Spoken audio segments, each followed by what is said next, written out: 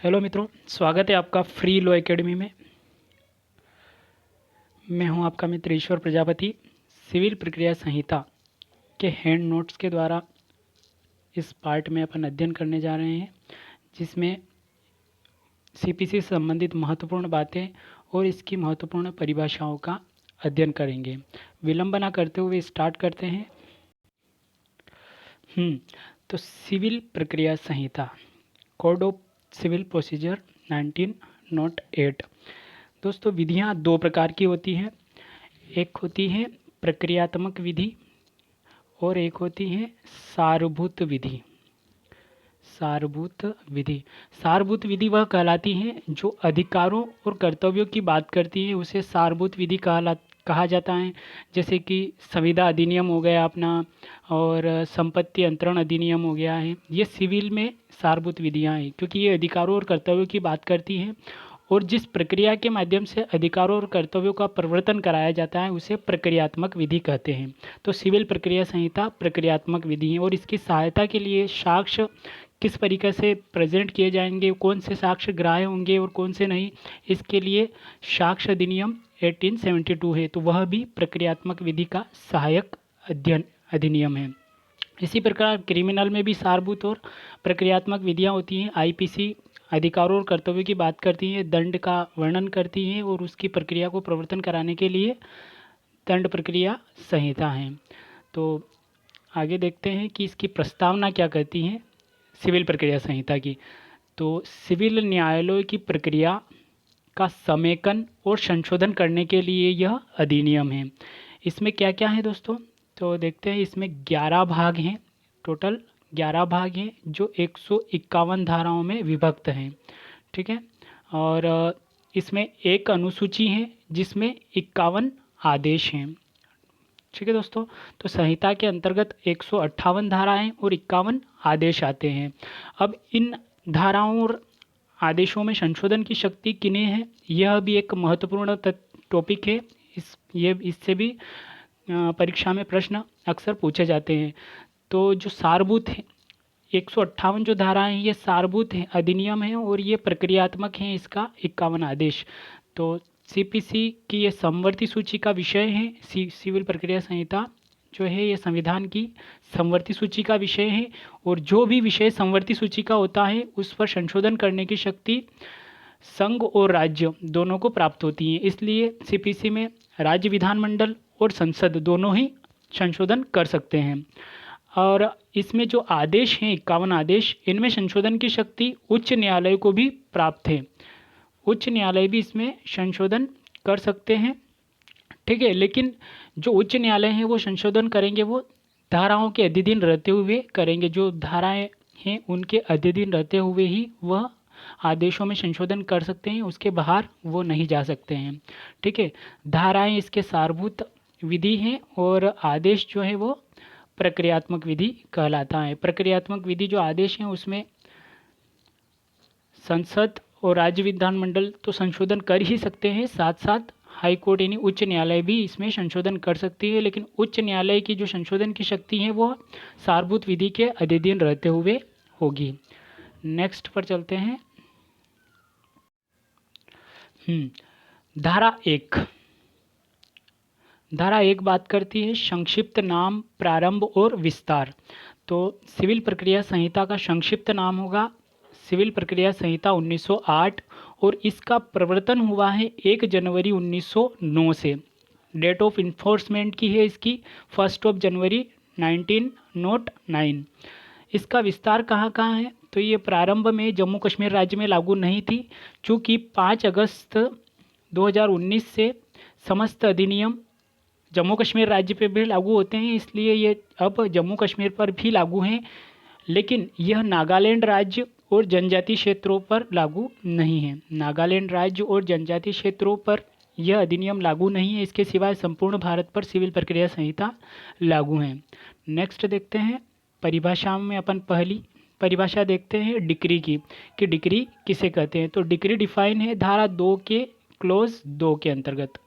धारा 2 का clause 2 decree को डिफाइन करता है। तो डिक्री से ऐसे न्याय निर्णय की प्रारूपिक अभिव्यक्ति अभिप्रेत है। डिक्री किसको कहते हैं? जो न्याय निर्णय हैं, किसी भी विवाद्यक में न्याय निर्णय जो करेगा कोर्ट, उसकी प्रारूपिक अभिव्यक्ति है, जो जहाँ तक कि उसे अभिव्यक्त करने वाले न्यायालय से संबंधित है। तो डिक्री से ऐसे न्याय निर्णय की प्रारूपिक अभिव्यक्ति अभिप्रेत है जो जहाँ तक कि उसे अभिव्यक्त करने वाले न्यायालय से संबंधित है, और यह वाद के सभी या किन्हीं विवादग्रस्त विषयों के संबंध में पक्षकारों के अधिकारों का निश्चायक रूप से अवधारण करता है। ठीक है, वाद में के सभी या किन्हीं विवादग्रस्त विषयों का निश्चायक रूप से अवधारण करता है। ध्यान देने की बात है, निश्चायक रूप से अवधारण करता है। और डिक्री 2 तरह की होती है, या तो प्रारंभिक हो सकेगी या अंतिम हो सकेगी। डिक्री 2 तरह की हो गई हैं, तो प्रारंभिक और अंतिम। और हाँ, भागतः प्रारंभिक और भागतः अंतिम भी डिक्री हो सकती है किसी निर्णय में। इसके अलावा डीम्ड डिक्री भी है, जिसका अध्ययन भी अपन आगे करेंगे। फिलहाल डिक्री के 2 प्रकार ही हैं। यह समझा जाएगा, मतलब इसको भी डिक्री माना जाएगा। माना जाएगा का मतलब होता है डीम्ड डिक्री।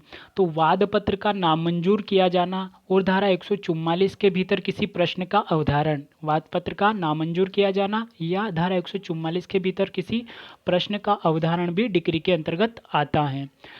ठीक है, लेकिन इसमें क्या शामिल नहीं है डिक्री के अंतर्गत, ये भी देख लेते हैं। तो डिक्री के अंतर्गत ऐसे न्याय निर्णय जिसकी अपील आदेश की भांति होती है वह डिक्री नहीं होगी। जिस भी न्याय निर्णय की अपील आदेश की अपील की भांति होती है तो वह डिक्री नहीं मानी जाएगी। और इसी के साथ जो व्यतिक्रम के कारण, डिले के कारण जो वाद खारिज हो जाता है उसे भी डिक्री नहीं माना जाएगा, क्योंकि इनमें जो निर्णय दिया जाता है वह गुणावगुण के आधार पर, यानी कि मेरिट्स के आधार पर नहीं दिया जाता है, इसलिए इसे डिक्री नहीं माना जाता है। आगे चलते हैं। डिक्री 3 प्रकार की होती है। कितने प्रकार की होती है? 3 प्रकार की। एक तो प्रारंभिक हो गई, एक अंतिम डिक्री, और एक भागतः प्रारंभिक और भागतः अंतिम। इसके अलावा एक और डिक्री है जो अपनों ने अभी देखी है कि डीम्ड डिक्री, जिसको डिक्री माना जाएगा, वो है कि वाद पत्र का नामंजूर किया जाना और 144 के भीतर किसी प्रश्न का अवधारण, ये भी डिक्री मानी जाती हैं, जिसे डीम्ड डिक्री कहा जाता है। तो देखते हैं प्रारंभिक डिक्री क्या है। तो वह डिक्री जो प्रारंभिक डिक्री कहलाती है जिसमें वाद का अंतिम रूप से निपटारा कर दिए जाने से आगे और कार्यवाही की जानी बाकी है। ठीक है, अभी वाद का अंतिम रूप से निपटारा नहीं किया गया है और उससे आगे और कार्यवाही की जानी बाकी है, उससे पहले ही जो डिक्री पारित कर दी गई है उसे प्रारंभिक डिक्री कहा जाएगा। ठीक है, और प्रारंभिक डिक्री पारित करने से संबंधित संहिता में क्या क्या प्रावधान किया गए हैं और कहाँ कहाँ पर प्रारंभिक डिक्री पारित की जा सकती है, तो ये भी संहिता में स्पष्ट रूप से दिया गया है। जहाँ पर एक तो है कब्जा और अंतःकालीन लाभ के लिए जो वाद है, आदेश 20 नियम 12, आदेश 20 नियम 12 के अंतर्गत जो डिक्री पारित की जाती है वो प्रारंभिक डिक्री कहलाती है। इसी के साथ प्रशासनवाद जो आदेश 20 नियम 12 के तहत ही पारित किया जाता है वह भी प्रारंभिक डिक्री कहलाती है। नेक्स्ट डिक्री प्रारंभिक है। शुफा अधिकार की डिक्री प्रारंभिक डिक्री है आदेश 20 नियम 14 के तहत, और आदेश 20 नियम 16 के अधीन मालिक और अभिकर्ता के बीच लेखा के लिए जो वाद है उसमें भी प्रारंभिक डिक्री पारित की जाती है। इसी के साथ आदेश 20 नियम 18 के तहत संपत्ति का विभाजन और पृथक कब्जे का जो वाद है उसमें भी प्रारंभिक डिक्री का प्रावधान किया गया है। इसी के साथ आदेश 34 नियम 2 में पूर्वबंध का वाद, जिसमें प्रारंभिक डिक्री पारित की जा सकती है।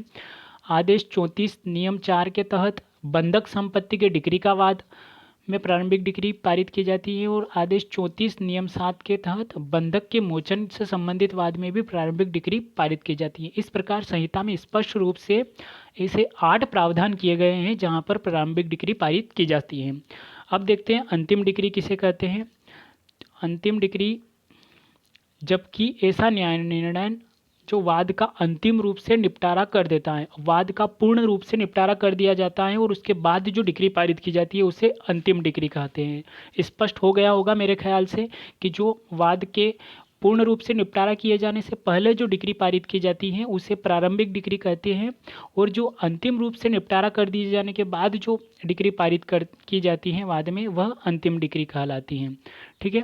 और डिक्री, तीसरी डिक्री का प्रकार है अंशतः प्रारंभिक और अंशतः अंतिम डिक्री। कुछ ऐसे डिक्रियाँ भी होती है जिसमें अंशतः तो प्रारंभिक होती है और अंशतः अंतिम डिक्री होती है।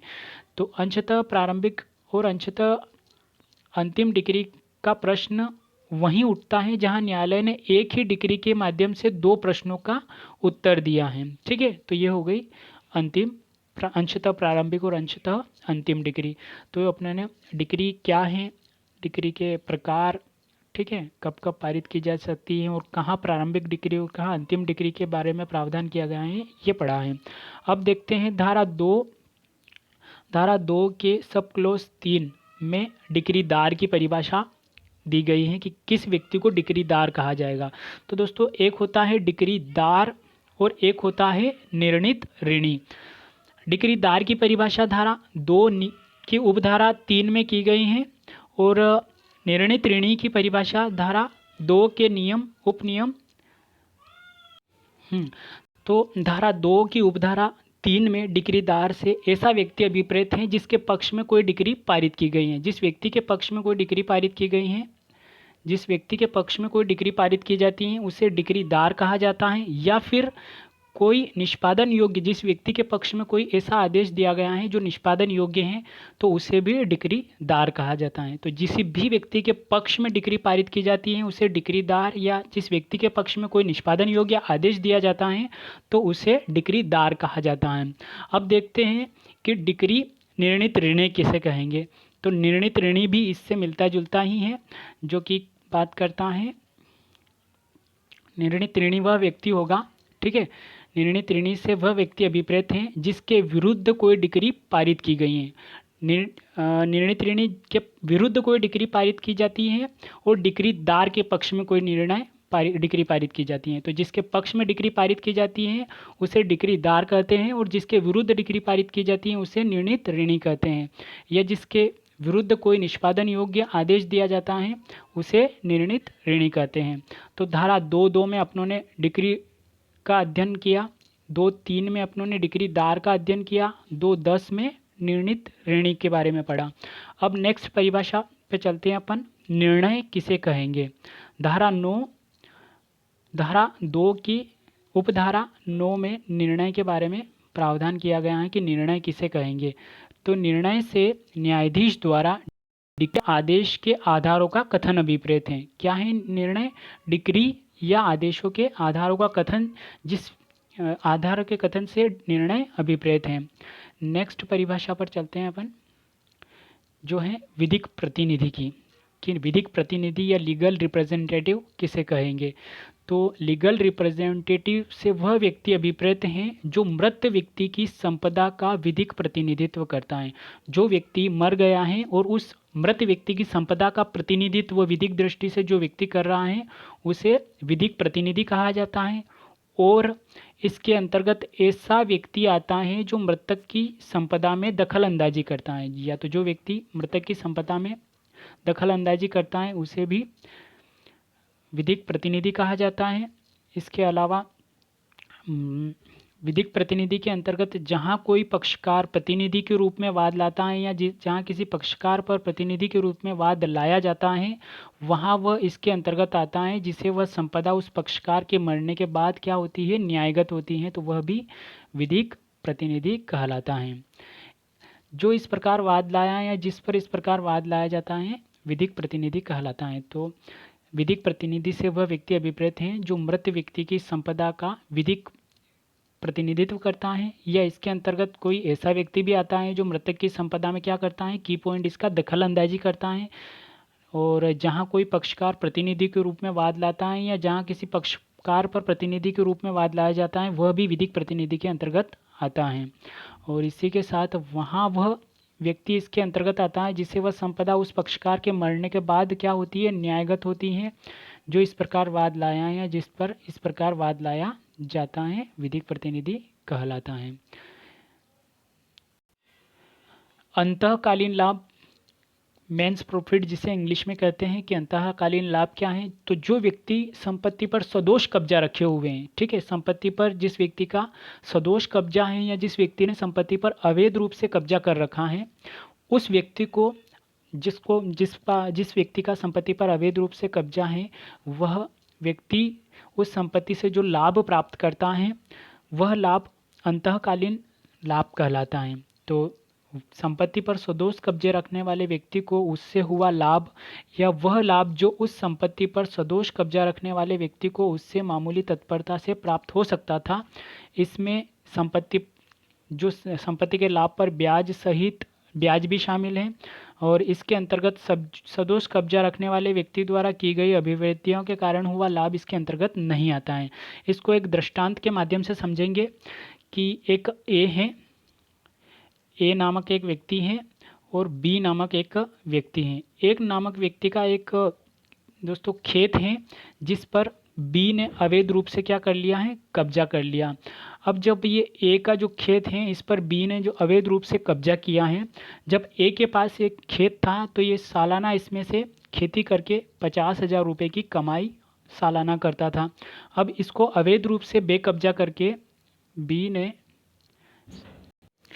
हाँ तो मित्रों, एक ए नाम का व्यक्ति है और एक बी नाम का व्यक्ति है। ए नाम के व्यक्ति के खेत से 50,000 रुपये सालाना का ये इनकम आती थी, तो इस खेत के ऊपर बी ने अवैध रूप से कब्जा कर लिया। ठीक है दोस्तों, अब 1 साल या 2 साल तक इसका अवैध रूप से कब्जा रहा मान लो, और ये ए इस खेत से 50,000 रुपये सालाना कमाता था। अब इस हिसाब से इसे ए को बी से इस खेत का कब्जा तो दिलाया ही जाएगा, साथ ही इस संपत्ति से हुआ लाभ इसको सम्यक रूप से 2 साल के अंतर्गत 50,000 हज़ार के हिसाब से 1 लाख रुपए का लाभ होता था, तो ये लाभ भी इसे दिलाया जाएगा और इस लाभ के ऊपर ब्याज भी ए को दिलाया जाएगा। यही अंतःकालीन लाभ है। ठीक है, लेकिन इसके अंतर्गत क्या नहीं आता है, मान लो कि बी ने इसके ऊपर अवैध रूप से कब्जा किया, ठीक है, और इसने इस खेत के अंदर काली मिट्टी डलवाई, ठीक है, जिसके कारण इस खेत से अब पहले 50,000 रुपये सालाना की इनकम होती थी, तो काली मिट्टी डलवाने के कारण इस खेत में अब मान लो 70,000 रुपये सालाना की इनकम होने लगी। तो इस हिसाब से बी को 1,40,000 रुपये की इनकम हुई। तो अगर इसने कोई कार्य करके, ठीक है, इसमें सारभूत परिवर्तन करके, ठीक है, अभिवृद्धियाँ की हैं, इसने कुछ इन्वेस्ट करके इससे अभिवृद्धि हुई है, तो ये इससे हुआ लाभ ए को नहीं दिलवाया जाएगा। इसको सिर्फ जो सम्यक तत्परता से ये प्राप्त कर सकता था वही दिलाया जाएगा। और यहाँ भले ही बी ने कुछ भी प्राप्त नहीं किया, कब्जा करके उस खेत को सिर्फ रखा है, फिर भी इसे अंतःकालीन लाभ दिलाया जाएगा। ठीक है, तो मेरे ख्याल से आपको अच्छे से अंतःकालीन लाभ समझ में आ गया होगा। नेक्स्ट चलते हैं। अगली परिभाषा है अपनी 214 के अंतर्गत आदेश। तो आदेश से सिविल न्यायालय के किसी विनिश्चय की प्रारूपिक अभिव्यक्ति अभिप्रेत है। ठीक है, डिक्री भी सिविल न्यायालय की विनिश्चय की प्रारूपिक अभिव्यक्ति अभिप्रेत होती हैं और आदेश भी सिविल न्यायालय के विनिश्चय की प्रारूपिक अभिव्यक्ति हैं, जो क्या डिक्री नहीं है। ठीक है, तो आदेश से सिविल न्यायालय के विनिश्चय की प्रारूपिक अभिव्यक्ति अभिप्रेत हैं, जो डिक्री नहीं है। अब एक बार अपन देख लेते हैं की परिभाषा अपनों ने कौन कौन सी पढ़ी है। तो 2 के अंतर्गत अपनों ने डिक्री पढ़ी है, 2-3 के अंतर्गत हमने डिक्रीदार पढ़ा है, 2-10 के अंतर्गत अपनों ने दोस्तों निर्णित ऋणी को पढ़ा है। निर्णित ऋणी जिसके विरुद्ध डिक्री पारित की गई है, और डिक्रीदार जिसके पक्ष में कोई डिक्री पारित की गई है या निष्पादन योग्य कोई आदेश दिया गया है, से डिक्री अभिप्रेत है। इसके अलावा अपनों ने धारा 2 के उपधारा 9 में निर्णय को पढ़ा है, 2-9 में निर्णय को पढ़ा है, जो डिक्री और आदेश के आधारों का अभिकथन अभिप्रेत है। और इसी के साथ धारा 2-9 के बाद अपनों ने पढ़ा है 2-11 में पढ़ा है विधिक प्रतिनिधि, 2-12 में मेंस प्रॉफिट यानी कि अंतःकालीन लाभ, और 2-14 जो कि ये हैं जिसमें आदेश पढ़ा। यही इम्पोर्टेंट धाराएं हैं। इसके अलावा कोई भी धारा सीपीसी की जो परिभाषात्मक धाराएं हैं वो उसमें यही परिभाषाएं महत्वपूर्ण है, इसके अलावा कोई भी परिभाषा महत्वपूर्ण नहीं है। अब आगे चलते हैं अपन धारा 9 को देखते हैं कि कौन कौन से वाद सिविल प्रकृति के वाद हैं, इसके बारे में वर्णन किया। ठीक है, धारा 9 में बताया गया है कि कौन कौन से प्रकृति के वाद सिविल प्रकृति के वाद हैं, मतलब कौन से वाद सिविल प्रकृति के वाद हैं। तो धारा 9 में बताया गया है कि जब तक वर्जित ना हो सभी सिविल प्रकृति के वादों का विचारण करेगा न्यायालय। सभी सिविल न्यायालय है तो सिविल प्रकृति के वादों का विचारण ही करेगा। ठीक है, और जब तक वर्जित ना हो सभी सिविल प्रकृति के वादों का विचारण करेगा। तो न्यायालयों को उन वादों के सिवाय जिनका उनके द्वारा संज्ञान अभिव्यक्त या विवक्षित रूप से क्या है, वर्जित हैं, सिविल प्रकृति के सभी वादों के विचारण की अधिकारिता होगी। ठीक है, न्यायालय को जब तक कि वर्जित ना हो, अभिव्यक्त या विवक्षित रूप से वर्जित ना हो, सभी सिविल प्रकृति के वादों का विचारण की अधिकारिता होगी। इसी पर्पस से महत्वपूर्ण है कि इसमें यह बताया गया है कि सिविल प्रकृति के वाद कौन से हैं। तो इसका स्पष्टीकरण कहता है, स्पष्टीकरण 1 कि सिविल वाद से जिसमें संपत्ति संबंधी या पद संबंधी, वह वाद जिसमें संपत्ति संबंधी या पद संबंधी अधिकार प्रतिपादित हैं, इस बात के होते हुए भी कि ऐसा अधिकार धार्मिक कृत्यों या कर्मों से संबंधित प्रश्नों के विनिश्चय पर पूर्ण रूप से अवलंबित है, सिविल प्रकृति का वाद कहलाता है।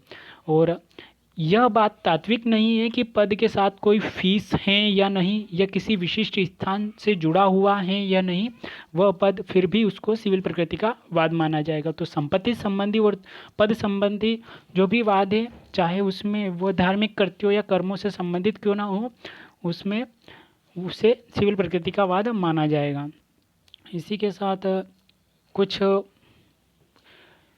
वादों के माध्यम से सुप्रीम कोर्ट ने अवधारित किया है कि निम्न वादों को सिविल प्रकृति का वाद माना जाएगा। ठीक है, सुप्रीम कोर्ट ने के निर्णय के माध्यम से इन वादों को सिविल प्रकृति का वाद माना गया है।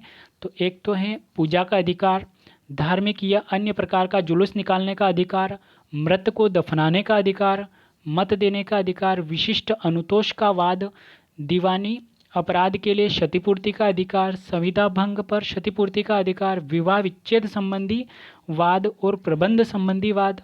ठीक है, भाटक संबंधी वाद और जन्म तिथि संबंधी वाद, घोषणा संबंधी वाद, ये कुछ सुप्रीम कोर्ट के निर्णय द्वारा इनको सिविल प्रकृति के वाद घोषित किया गया है।